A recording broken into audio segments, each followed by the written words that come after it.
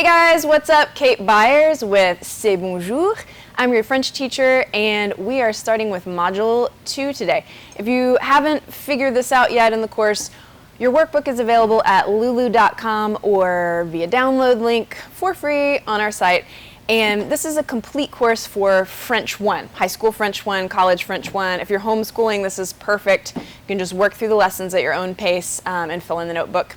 And you'll see me on every lesson.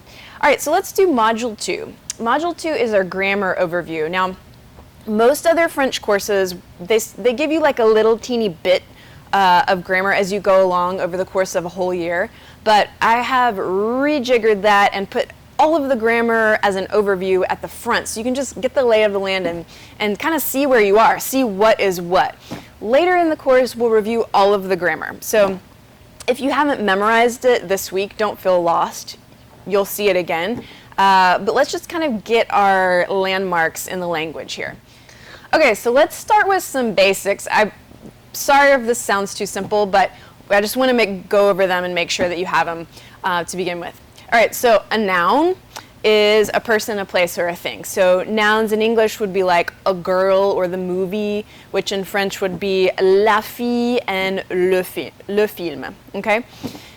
In French, there's a fancy-dancy thing, which is that all words, pretty much all nouns, have gender. So they can be masculine or feminine, and then they can also be singular or plural. All right, so for masculine nouns, we would put le in front of it, okay? And that just means the, but it's the masculine way to say the. The feminine way is la, all right? So if you're filling out your handy-dandy chart, nouns can be masculine or feminine, and they can be singular or plural. Okay, so in French, nouns can be plural just like they can be in English. The only difference is that instead of just adding an S to the end of a word, like in English, instead of saying ice cream cone, you would say ice cream cones. It's the same in French, except you're going to add the plural way to say the, which is les. Okay, so to review, you have le, la, and les, masculine, feminine, and plural. All right, another thing that we need to know in French is what we call the subject pronouns, which don't worry about it if you don't know the names or the parts of grammar. We're kind of warming up to that, and I'm helping you get to know what exactly those are. Okay, so subject pronouns are basically I, you, he, she, we, y'all, you guys, they. All right, so here they are in French. And you do need to memorize this today. I would say just review this video a couple of times. Make sure this is squared away in your noggin. All right, so here are the subject pronouns in French. They are je, tu, il, elle, on, nous, vous, il, and elle. And if you did Module 1, which is the video right before this one, you'll recognize all of those letter combinations as sounds that we have already learned. All right, next thing we need to go over is verbs. I hope you know what a verb is. If you don't, it's okay. There's no shame. Cone of silence. A verb is an action word, okay? So it's whatever you're doing in the sentence. So if you say, I walk to the store, walk is the verb, okay? Some really common verbs in French are faire, which is to do or to make, and aller, which is to go. All right, now one special thing that we want to go ahead and memorize right now is that in French, verbs have an infinitive form, which in English is like the to form, to go, to walk, to be.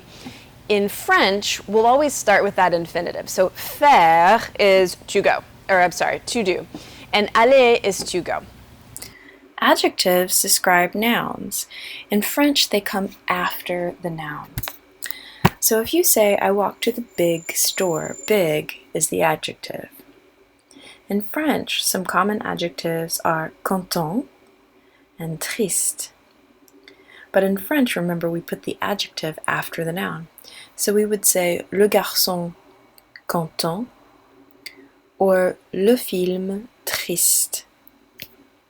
Adverbs describe verbs or adjectives. So if you say, I walk to the very big store, very modifies big. Very is the adverb. In French, a couple of common adverbs are très, very, and assez, quite.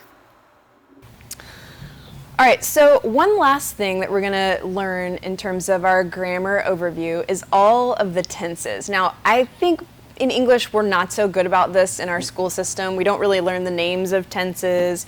So let's go ahead and do an overview of that now so you can get your bearings, so when we dig into those tenses and start learning them in French, you're not all lost and swimming around and not understanding like what the conditional is, okay? So here are the tenses, and I'm going to give you the English name, the French name, and then what that tense tells you. Okay, so tenses are about time. They just place your verbs in time. Was it in the future? Was it in the past? That kind of thing. All right, so here are your tenses. Le présent, or the present tense, says what you do, what you're doing, and what you do. Le passé récent, or the recent past, says what you just did. Le futur proche, or the close or near future, says what you're going to do. Le passé composé, or the past, says what you did. L'imparfait, or the imperfect, says what you were doing in the past, as in a continuous action in the past. Le futur, the future, says what you will do in the future. Le conditionnel, or the conditional, says what you could or what you would do. Le plus que parfait, the pluperfect, says what you have done or what you had done. Le participe présent, the present participle, is the ing form of the verb, such as doing or while doing. So that's the end of Module 2. Go do your homework and check out the next links below for the other Module 2 lessons.